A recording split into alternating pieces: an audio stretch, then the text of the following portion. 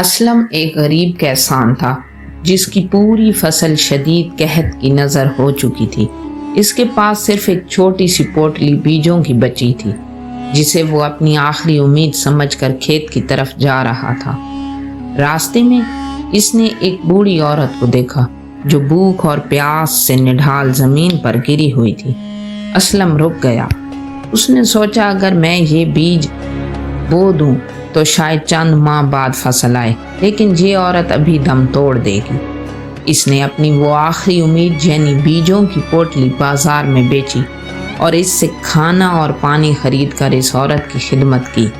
عورت نے دعائیں دیں اور زمین سے ایک مٹھی مٹی اٹھا کر اسلم کو دی اور کہا، بیٹا اللہ تیری نیت کا پھل دے، یہ مٹی اپنے بنجر کھیت میں پھیلا دو۔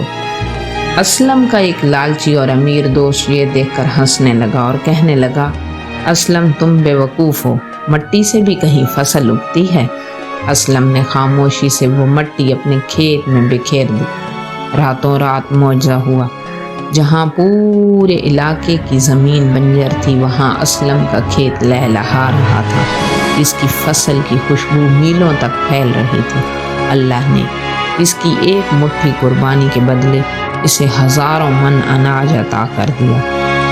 نتیجہ، نیت سچی ہو تو اللہ مٹی کو بھی سونا بنا دیتا ہے۔